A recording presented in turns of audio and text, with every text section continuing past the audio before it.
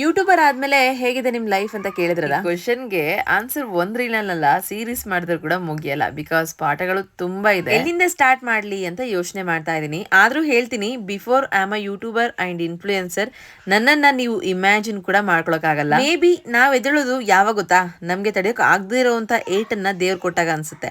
ಅವತ್ತು ನನ್ಗೆ ನೋವಾಗದೆ ಇದ್ದಿದ್ರೆ ಇವತ್ತು ಈ ರೀಲ್ ನಲ್ಲಿ ನಾನು ಈ ತರ ಮಾತಾಡಕ್ಕೆ ಇರ್ತಾನೆ ಇರ್ಲಿಲ್ಲ ಅಲ್ವಾ. ಇಡೀ ಲೈಫ್ ಅಲ್ಲಿ ಎಲ್ಲಾದ್ರೂ ಅಟ್ಲೀಸ್ಟ್ ಇಣಕ್ ನೋಡೋಣ ಅಂದ್ರೂ ಕೂಡ ಒಂದು ಸ್ವಲ್ಪ ಕಿಟಕಿ ಕೂಡ ಇರ್ಲಿಲ್ಲ.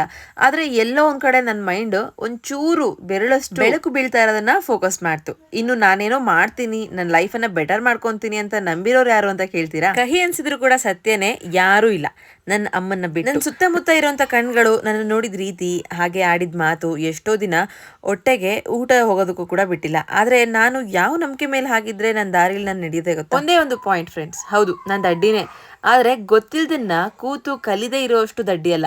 ಜ್ಞಾನ ಸಂಪಾದನೆಗೆ ನಾನು ಯಾವಾಗ್ಲೂ ಕೂಡ ಶ್ರೀಮಂತಳೆ. ಜ್ಞಾನ ಹೊಂದಿದ್ರೆ ಸಾಕು, ಎಲ್ಲದೂ ತಂತಾನೆ ಬರುತ್ತೆ ಅನ್ನೋ ಹಠ ನಂಬಿದ್ದೆ. ಎಲ್ಲಿವರೆಗೂ ಕಲಿಯೋಕ್ ಸ್ಟಾರ್ಟ್ ಮಾಡಿದೆ ಗೊತ್ತಾ, ಯಾವ ವಿಚಾರ ನನಗೆ ಗೊತ್ತಿರ್ಲಿಲ್ಲ ಆ ವಿಚಾರ ಸಂಪೂರ್ಣವಾಗಿ ಗೊತ್ತಾಗೋವರೆಗೂ. ಹಾಗೆ ಇದು ನನ್ನ ಜೀವನಕ್ಕೆ ಬೇಕು ಅನ್ನೋವಂಥ ವಿಚಾರವನ್ನ ಶ್ರದ್ಧೆ ಭಕ್ತಿಯಿಂದ ಕಲಿತೀನಿ ಕೂಡ, ಹಾಗೆ ಕಲಿಯೋದಕ್ಕೆ ರೆಡಿ ಇರ್ತೀನಿ ಕೂಡ. ಯಾಕೆ ಇಂಥ ಕೆಟ್ಟ ಮನಸ್ಥಿತಿ ನಿಮ್ಗೆ ಅಂತ ಕೇಳ್ತಿದ್ದೀರಾ? ಕೇಳೋ ಆಸೆ ನಿಮ್ಗಿದ್ರೆ ಮುಂದೆ ಶೇರ್ ಮಾಡ್ತಾ ಹೋಗ್ತೀನಿ. ಏನಂತೀರಾ? ಇವತ್ತಿಗೆ ಇಷ್ಟೇ.